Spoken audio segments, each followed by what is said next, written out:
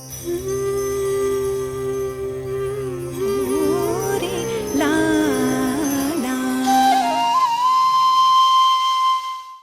right, well, thank you so much for joining us for episode 5 of Rhythms of the Goddess. Today is a very special time. We're talking about Samhain, which is spelled Samhain, which is All Hallows Eve, last night. Today is All Saints Day. It is the Day of the Dead, El Dia de los Muertos, in the Mexican culture. And so it's a very special time right now for us to really connect to family. You can see behind me I have my altar, and I'll share that with you here in a moment. And we have our special guest, Anna Brown, on with us. You want to say hi, Anna? Hello. So she'll be sharing with us some of the Celtic cultures and traditions and rituals as well. So today is a really wonderful time to end the Celtic New Year. This is actually the end of the year in the Celtic tree calendar, the beginning of the year. And so that is this beautiful closing of chapters and opening of doors. And so that's what I want to really talk to you about today, is if you have anybody that's crossed over that you know of, that you'd like to communicate with, or even if you don't know your ancestors and you would like to communicate with them and find out their names and find out more about them and learn to connect, then I really invite you to create a beautiful altar like my family and I have done here in your own home, honoring the dead, honoring those who have crossed over, honoring the ones that you don't even know. And these are places where you can place their photos, special mementos and items that represent each of those family members and that lineage. And so with that being said, I am going to share with you just a few resources that I use frequently to go through the rhythms of the goddess. This is a book called Spiral Dance by Starhawk. It's probably been around forever. This is the 20th anniversary edition. I don't even know when this was done. It has rituals and invocations, exercises, and magic. This is really much more Wiccan than some of the other ones, so some of you may or may not resonate with it. But you can, pick what works for you and release the rest. So in the date for today, it has a calendar of different rituals throughout the year, a very short piece of the book. And it's the ending of the year at Halloween, the witch's New Year. And so we end in the beginning as we should, the wheel turns on.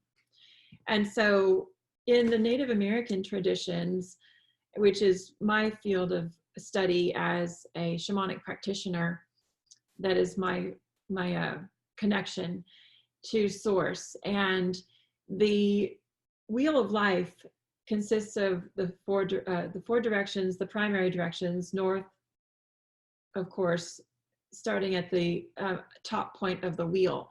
And the north is the point where we're the closest to our ancestors. That's the point where we exit this realm and leave our bodies. And that is at the north point of the wheel of life.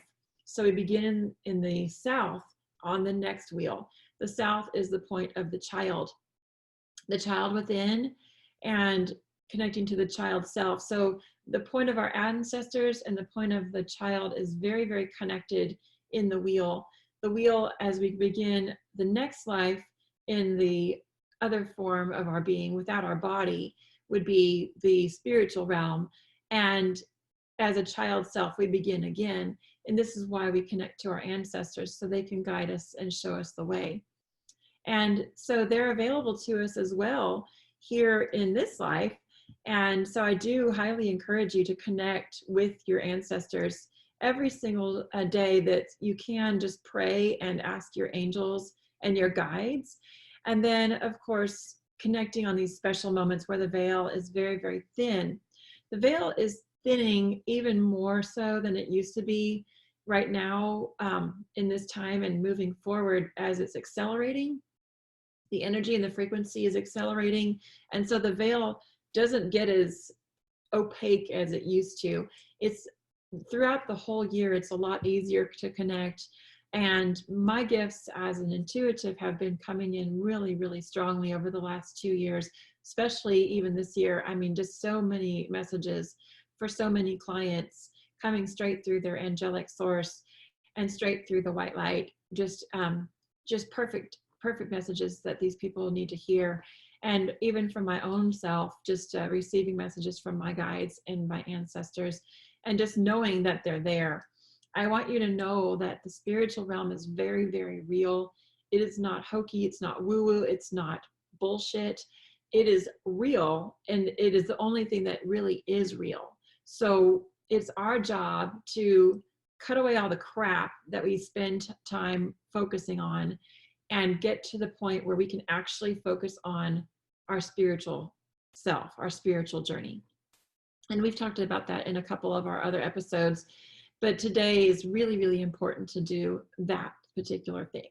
So another resource I want to share with you is Green Witchcraft. And this one has folk magic, fairy lore, and herb craft. And it's really, really cool. You don't have to be a witch to read it. But as I mentioned, the very back of the book is Samhain, because it's the very final day of the new year, or of the year, moving right into the Celtic New Year, November 1st. So I wanted to just share with you some activities that you can do on this moment. So a few suggestions for activities that can be incorporated into the Sabbath ritual or done during the course of the day and the night. Drinking apple cider warmed and spiced with cinnamon to honor the dead. You can see a lot of these traditions come from pagan traditions, and then they're taken and moved into something religious or something cultural, but they actually have stronger roots in the rhythm of the goddess. Making resolutions and burning a candle, burning your resolutions in a flame. This is not the same as ridding yourself of bad habits, but it's more like a New Year's resolution for Samhain is the new year. Bury an apple or a pomegranate in the garden as food for the spirits for passing by on their way to be reborn. And this is a really beautiful thing. I actually have an apple right here on my altar, and you can see it right there in the middle. Do divinations for the next year. Make a spirit candle. And this is a white candle anointed with patchouli oil. And you anoint it by saying, with this candle and by its light, I welcome you spirits this ensuing night. And place it inside your jack-o'-lantern. That's where that came from. You can include this in your Sabbath, but you also have several jack-o'-lanterns. You want to do the others as well. And your spirit candle can be at the very center of your entryway. For example, right at your front door or right on the center of your dining room table. And then also you can set out a mute supper. So what that means is sending out something lovely to serve your spiritual guests. And this is not your leftovers. This is something nice. You want to serve your spiritual guests. These are your ancestors. These are your great grandparents. These are your great uncles. These are your great aunts. These are the ones who care about you. So you're going to serve them a meal as if they were right here with you. And you can place the spiritual food on your altar and have oranges, an apple, grapefruit. Something I really want to show you, which is super funny, because my dad and both my mother-in-law love sweets. And so that's where sweets really come in. Here is, you can see, I'm going to bring you to the middle here. And so there's the nice healthy apple. And then over here near my mother-in-law's bookmark, you can see she has some strawberry cream Russell Stover truffles because she loves sweets. And then over here by my dad, he has a Reese's. So just giving them something as a really fun treat and something that they would have enjoyed if they were actually in their body. And then you can eat that food later and know that it's been blessed by your ancestors and your lineage. It's really, really special to eat that food. It's charged up and very, very full of prana. So those are some things you can do. And of course, trick-or-treating, which a lot of people did with their children last night. And this is where the costumes and things come in. The tricks actually back in the olden days got so bad, so terrible. They were like taking people's horses and putting them in other people's paddocks, and they were ripping gates off of farmers, like hinges, and throwing them in ditches, and all kinds of really obnoxious trickery. And that's kind of where the treating kind of started to come in, because those obnoxious tricks were getting way too much and they weren't really funny anymore. And so they started to incorporate trick or treat. And that's kind of where that came from. So before I share on my next resource and do the guided meditation with you, which we're going to have coming up, I'd like to turn it over to Anna and let her share a little bit about her history, her culture that she comes from, and then what she'd like to share for her rituals.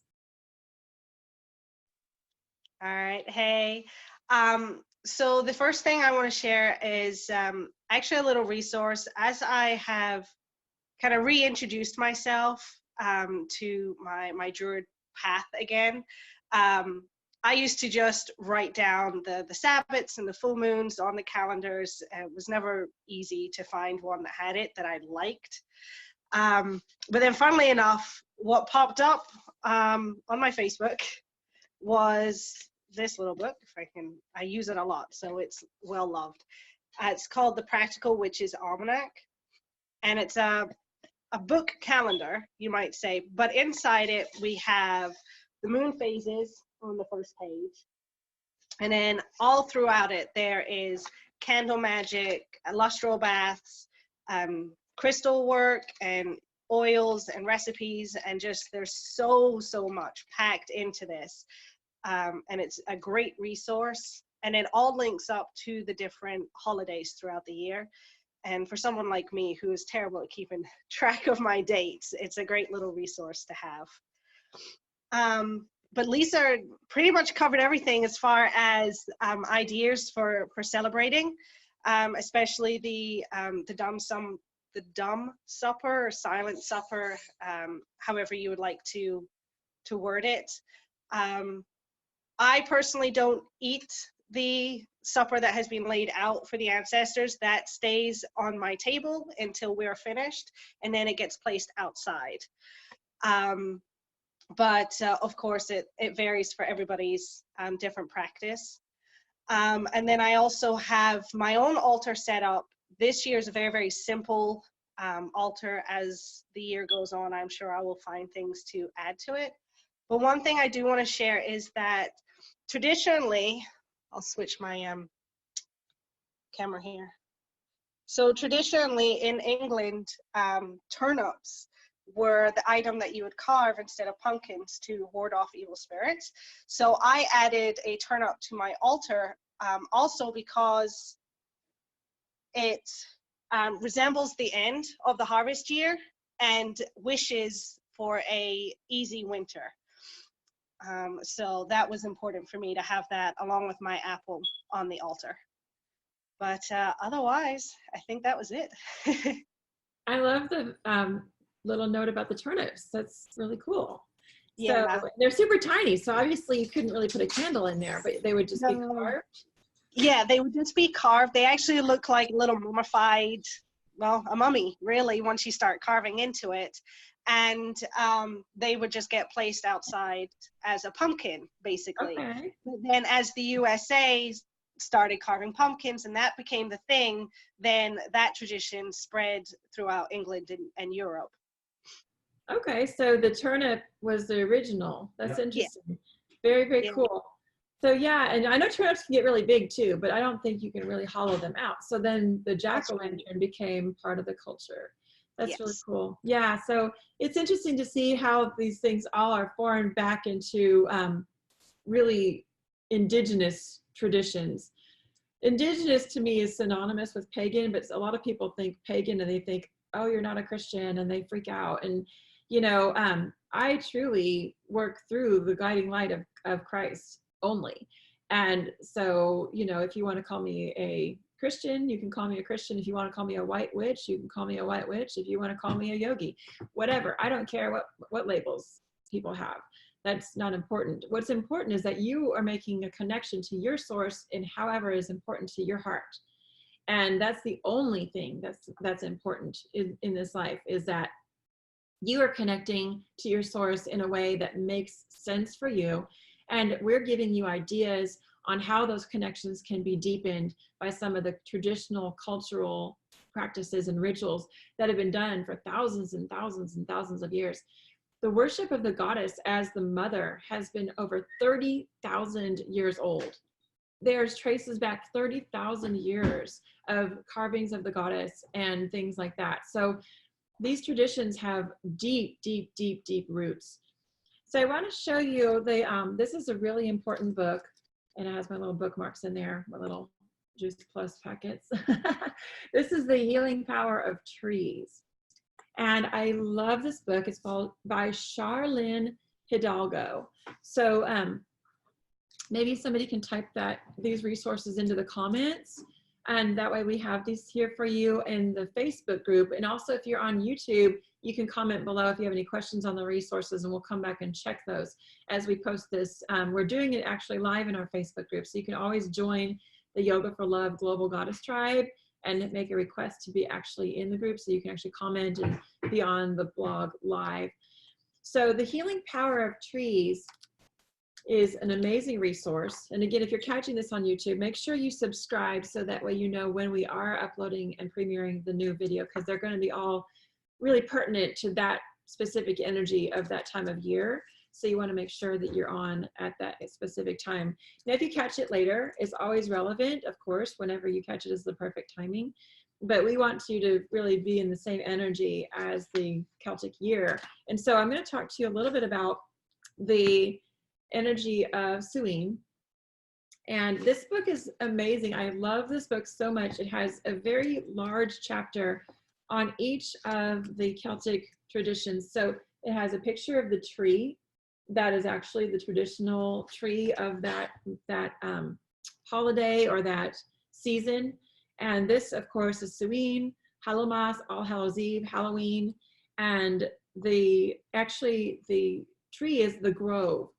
And the grove is a connection with no particular tree, but it's a connection for a grove of sacred trees as a representation. And that means that it is the place where the cedars or the oaks or the firs would be in community, and then the Celts would all gather in circle and invoke magic. And so that's because the energy of the trees is so powerful, especially in a sacred grove. The root systems are all connected, so they're all one being, one living organism. And the power of those elders, those trees, those what we call in the Native American tradition, the two-leggeds, as we are, and the standing ones as the trees are. So we both are standing between earth and sky as a conduit between spirit and earth. And so getting near the trees is really, really important in these practices. And so there's a deeper meaning, which I wanted to share with you from this book. The Druids knew the veil between this world and the one the ancestors were in is temporarily drawn aside. If one was prepared, this was a time for making contact with spirits of the departed, seen as sources of guidance and inspiration rather than sources of fear and dread. The dark moon, the time when no moon can be seen in the sky, was the moon phase ruled by the crone aspect of the goddess. The crone encouraged inner wisdom and travel into other worlds. So that's where we get the sacred space and lighting the candles in the dark and calling in the spirit world. This is a time to be in silence, honor the places of the dark, the caves, the crevices, the undercrofts deep into the earth's womb.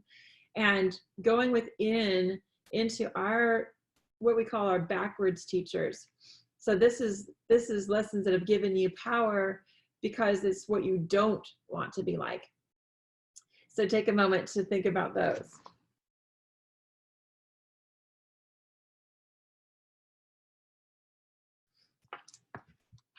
So here we have the better path that we can choose, right? So others are wonderful models for the kind of person that you'd like to become. So those are the forward teachers. And so all of our help is in these forms from our spirits to help us into our becoming. Beware of our own personal totems and our guides. Make connection to our spirit animals, our power animals, our master teachers, our guides, our angels, our archangels, and of course through the Christ consciousness and the white light. So the theme of the day is initiation. And so in ancient Egypt, initiates went through a symbolic death during which they were buried alive for a period of hours or days.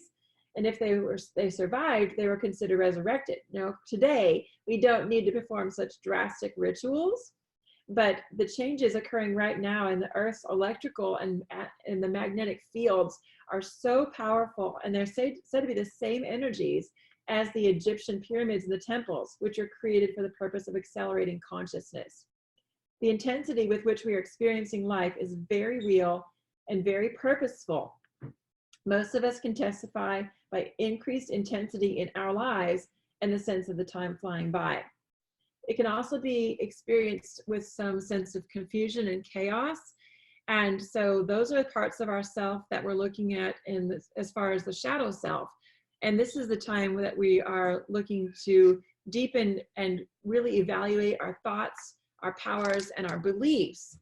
And just looking within and creating those as powerful symbols, looking at the symbols of our dreams, looking through totems, art, music, using crystal bowls, drums, other instruments, songs and stories that have been used in the past, the protection and guidance of our totems and our spirit helpers, and then the acknowledgement that we are co-creators and the spirits are our helpers.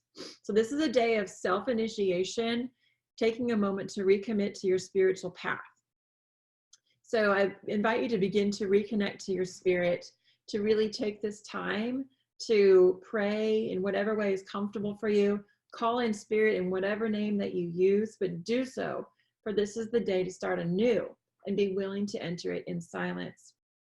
So Anna, I'm going to ask you if there's anything that you'd like to share before we move into our meditation. And the name of this book is The Healing Power of Trees. It's the Celtic Tree Calendar, and it's by Sherilyn Hidalgo. So I invite you now to just get in a quiet space, close your eyes, and just begin to really ground and connect down into the earth. And just feel roots growing deep down from your tailbone, deep down into the earth,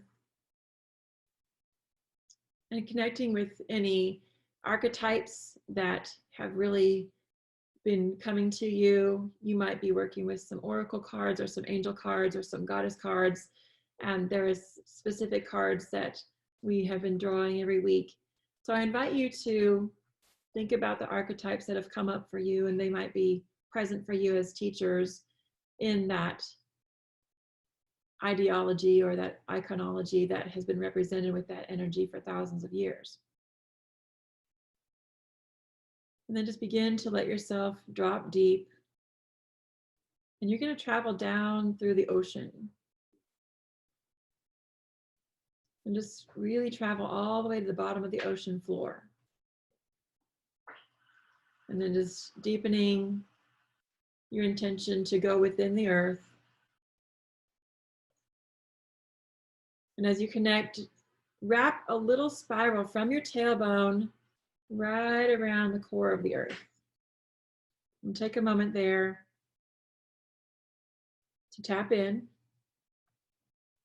And from this place, call in your beloved that are crossed over.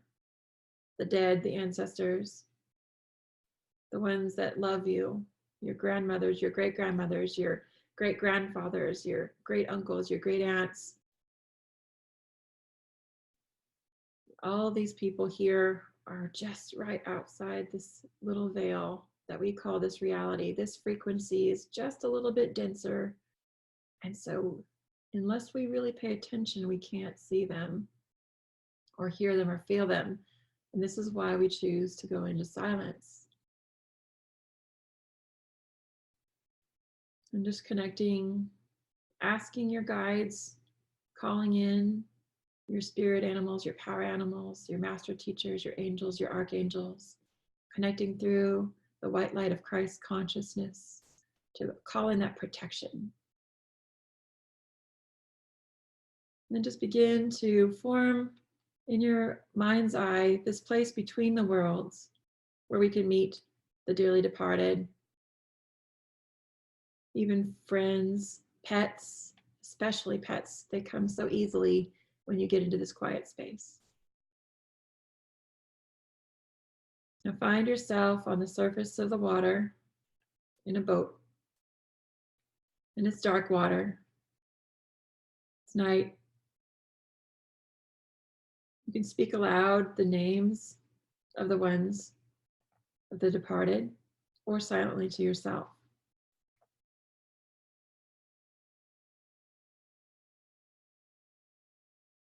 And with each name you speak, you come closer and closer to the aisle of your reunion. You begin to see this aisle forming, and your loved ones are coming closer and closer from the other side. And they see the aisle too. The loved ones you have lost are setting sail at the same moment from their own dimension. You all plan to arrive on this special land between the worlds, calling out their names. If you don't know their names, just asking to connect and find out more about who they are, your lineage and your ancestry. And as you travel, you sense your loved ones are drawing closer and the veil is getting thinner and thinner. You invite your ancestors whose names you don't know to join you, your pets, departed friends, and loved ones. And further ahead, you see a green aisle. Repeating the names of the loved ones as you get closer. Continue to travel on the dark water in your boat. The boat arrives on the island. You step on the shore. Take a moment to let your feet step on the land and center yourself. Now open all of your senses to this special place and begin to paint more and more details of this beautiful place around you in your mind's eye. Feel the earth. Inhale the air. Now you follow a path that you see from the shore leading up past a grove of trees. You come up and pop out on the top of a small hill, and the dead are arriving too on their boats. And they're so happy. They're so happy that you haven't forgotten them. They've missed you so terribly. As you enter the magical grove, you take notice of who's here. You recognize your loved ones and your ancestors.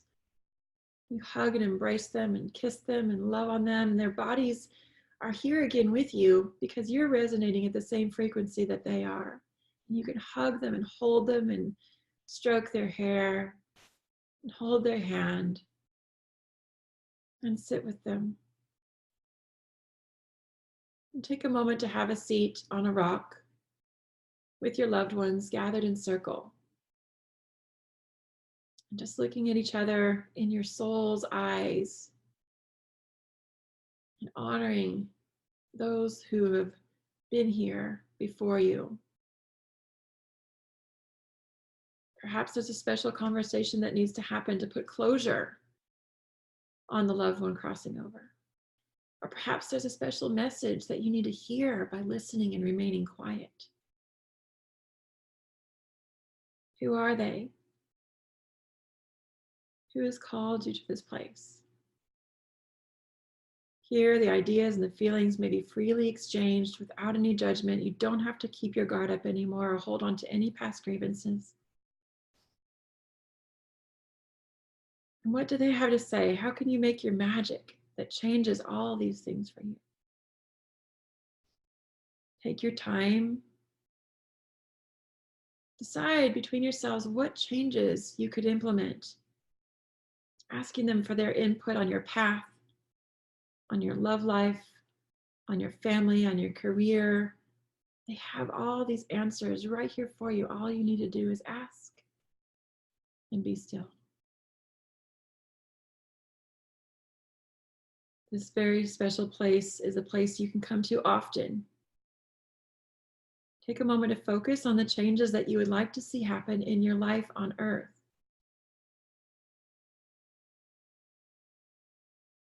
What do you want to see in this next coming year, starting on this Celtic New Year of November 1st and moving forward? What do you see in this place between the worlds where the magic is so strong? How do you see your life? What is your ideal life? How does it feel? Feel the change, experience it, and take it in. Now you hear music and you sense that there's a great dance beginning. Begin to spiral and swirl, and the spirits begin to swirl around you. Some you know, some you don't know, and you get up off your rock and begin to dance and hook arms and switch partners and dance and dance and dance and dance and dance into the grove. The trees sway with you, and the pets run around your feet and jump up on the rocks and bark and meow, and they join you in this beautiful sacred dance. And in the center of the grove appears a sacred fire. And you take a piece of parchment out of your pocket, which you've carried with you from your boat ride over, which has everything that you're releasing. And you've written all these things down, and just see what you'd like to release. And as you dance around the fire, everybody one by one just jumps in and throws their paper into the fire, and sees those things that we're letting go released into the spiritual realm, and replacing it with that positive image of what you'd like to change in your life, and how you'd like your life to look, and how you'd like it to feel, and what you'd like it to be this next year. For you are the co-creator of your life, and your ancestors and your friends and family from the dear departed are right here to support you. Go deep inside, listening to this music, and continue to dance and dance and dance it out, feeling their deep love and gratitude and support, and feeling the joy it is to see them and talk to them again, knowing that they are always in their heart and they're never lost to you. And the drumming begins to heighten, and the frenzy begins to turn more into a chaos, and the dancing is dancing, dancing, dancing until we're exhausted. And then we just collapse on the ground and rest, and the drumming stops. Let's form a large circle with our ancestors here, holding our hands, giving our loved ones and ancestors our love and gratitude, and nod and make eye contact with each being in the circle. And take a moment to do this in your circle.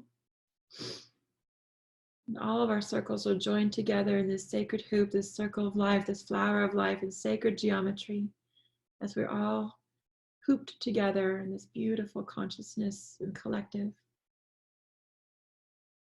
And they send you their messages of love, and their hopes and their dreams live within you. Their aspirations that they didn't get to fulfill in their lifetime are being lived vicariously through you. And they're so joyful that you've chosen the path of connection. They're so happy that you've chosen this opportunity to invite them into your living life through making this connection on the beautiful sacred isle. It's time to say goodbye. Give your kisses and your hugs, for knowing that they're not very far, just on the other side of the veil. And at any given moment, you can step into your quiet space and light your candle and connect. So as you return from your circle, walk down your path, realizing that you're carrying all of their love within your heart. And knowing you'll see your pets again, step into your boat. It will sail you across the dark seas. You feel encouraged as you disembark. It's now time to return from your sacred journey. Return to this date in time and space. Ground and center. When you're ready, come back to this space and time. Slowly open your eyes and gaze at your candle. And I'd like you to grab some paper and a pen and go ahead and journal about your findings. Please comment below with what has come up for you. Again, subscribe to the channel and connect on our Facebook group. Namaste.